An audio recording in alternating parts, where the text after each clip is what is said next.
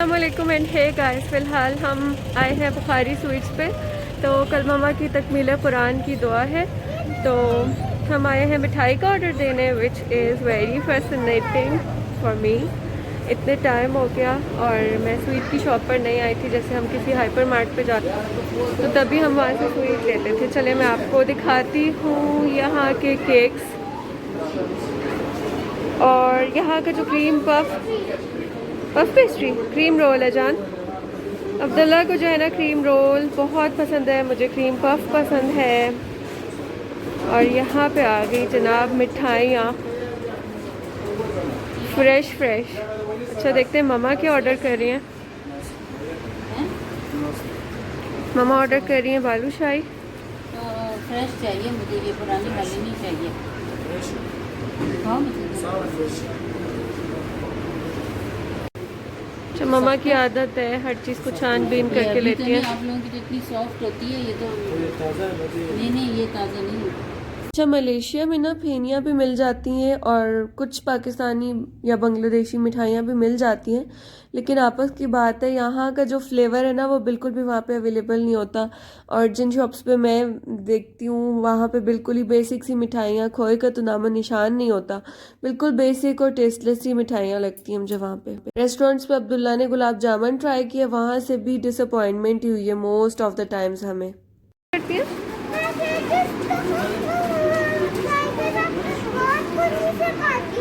आप केक रस चाय के साथ बहुत खुशी से खाती हैं। अच्छा, ये देखें चूज़ास जो है ना वो चिपके हुए नानी के साथ। चूज़ों ले ली अपनी अपनी चीज़ें तुम लोगों ने। यार मैं ये सोच रही थी कि ये चॉकलेट एक्लेयर्स वगैरह, क्रीम पफ्स वगैरह क्यों नहीं मिलते वहाँ पर। एटलीस्ट मैंने इतनी बेकरीज देखी हैं, कहीं पर भी मुझे नहीं नज़र आए। अच्छा जी, तो मैंने आपसे शेयर किया था लास्ट ब्लॉग में कि मेरे देवर का बेटा हुआ है, तो उसके लिए हमें कुछ ज्वेलरी लेनी है।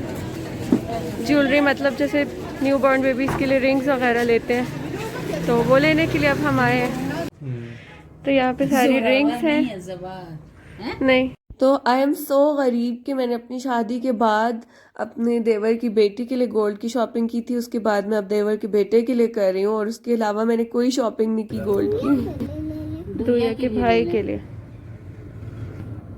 यार जब न्यूबॉर्न गर्ल्स की शॉपिंग करने जाओ तो इतने सारे ऑप्शंस होते हैं कि समझ ही नहीं आता कि लें क्या।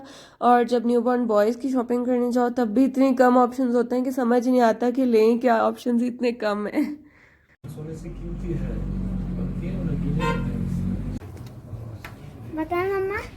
क्यों? सारा कह रही मेरे लिए चूड़ियां बनाए, अब्दुल्ला कह रहा है मेरे लिए अंगूठियां ले। आप एक दफा मलेशिया से वापस आ जाओ, फिर आपको चूड़ियां बना के देंगे। मुझे अब्दुल्ला आपको नहीं, सारा को। तो इन लोगों को ऐसा लग रहा है कि वैसे इनके सामने हमने गोल्ड शॉपिंग की नहीं है, तो इनको ऐसा लग रहा है कि बस लो खरीदो। गोल्ड है, सारा कह रही चूड़ियां ही ले दे।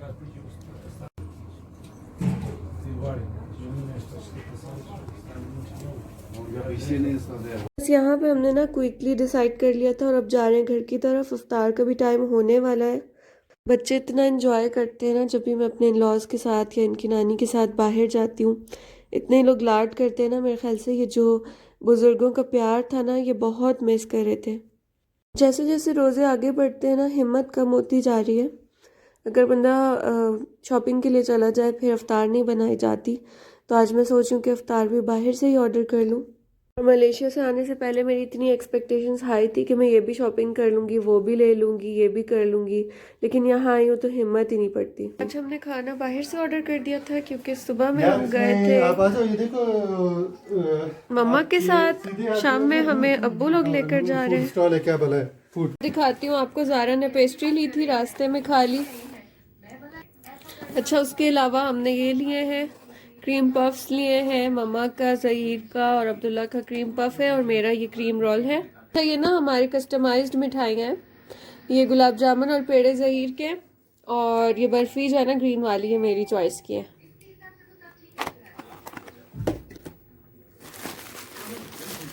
इसके अलावा जलेबियाँ भी हैं। Wow, look at this jalebi, it is so fresh.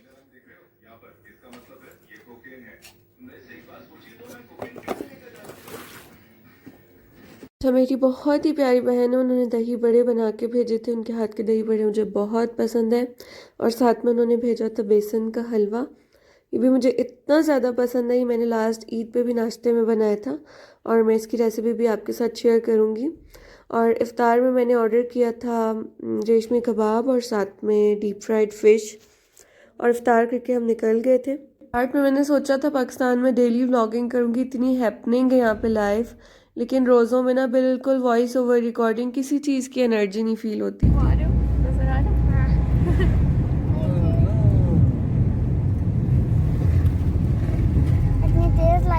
मेरे हस्बैंड की ना फैमिली का ये एक तरह से ट्रेंड था या क्या था, मतलब ये लोग चांद रात को निकलते थे, मेरे फादर इन लॉ और उनके सारे बेटे।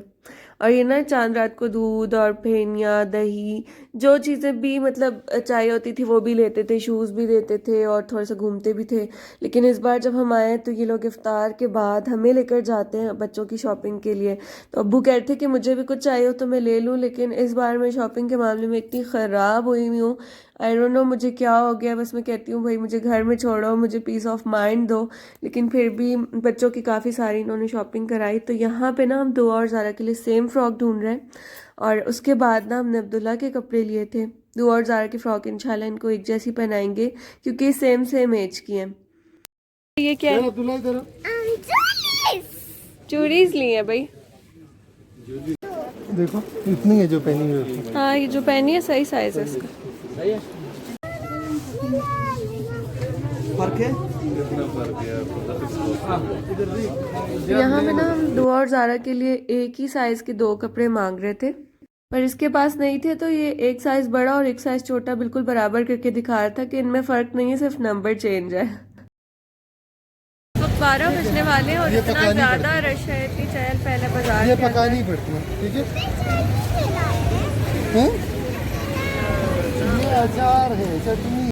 मुझे लगता है कि वीडियो बहुत ही छोटी बनी है, पर आज बहुत हैपनिंग, बहुत बिजी डे था।